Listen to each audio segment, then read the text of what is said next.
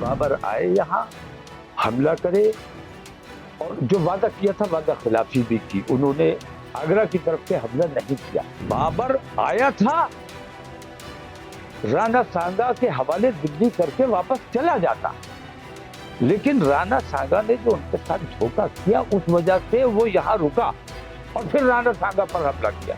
मुसलमान गद्दार नहीं है, बेवफा नहीं है, बेमुरब्बत नहीं है, दोस्ती निभाना जानता है।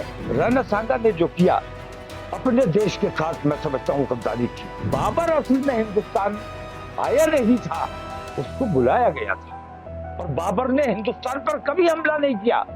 बाबर ने इब्राहिम लोदी पर हमला किया था राणा सांगा के कहने पर। बाबर आए यहाँ, हमला करे, और जो वादा किया था वादा खिलाफी भी की। उन्होंने आगरा की तरफ से हमला नहीं किया, सिर्फ उन्होंने ये चाहा कि ये दिल्ली को तहस नहस करे, लूटे और लूट के चला जाए, और उसके बाद हम वहां कब्जा कर लें। लेकिन उनकी महाराणा सांगा साहब की इस वादा खिलाफी से नाराज होकर, वरना बाबर आया था, राणा सांगा के हवाले दिल्ली करके वापस चला जाता, लेकिन राणा सांगा ने जो उनके साथ धोखा किया उस वजह से वो यहां रुका और फिर राणा सांगा पर हमला किया। तो वो हिंदुओं के खिलाफ नहीं आया था, हिंदुस्तान के खिलाफ नहीं आया था, बल्कि पहले बिहार पंजाब फतह किया, वहां भी लोधी मुसलमानों से ही उसने युद्ध किया। दिल्ली पर हमला किया, दिल्ली में भी मुसलमानों से ही युद्ध किया। उसके बाद आगरा पे हमला किया। तो मैं कहना ये चाहता हूं कि मुसलमान गद्दार नहीं है, बेवफा नहीं है, बेमुरब्बत नहीं है, दोस्ती निभाना जानता है। और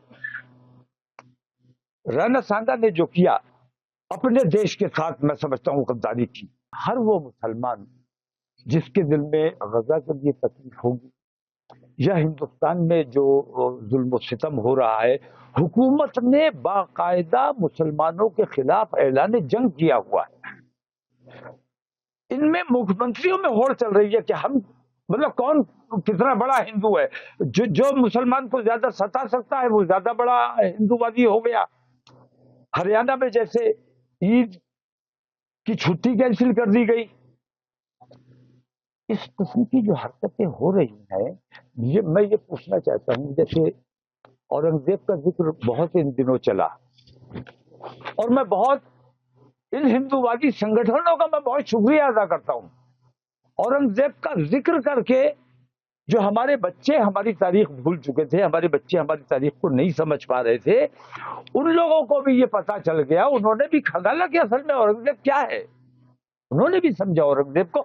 और वो आम हिंदू जो इन तमाम चीजों को नहीं समझता था और नहीं समझना चाहता था, उसने भी आज ये समझ लिया कि बाबर असल में हिंदुस्तान आया नहीं था, उसको बुलाया गया था, और बाबर ने हिंदुस्तान पर कभी हमला नहीं किया। बाबर ने इब्राहिम लोदी पर हमला किया था राणा सांगा के कहने पर।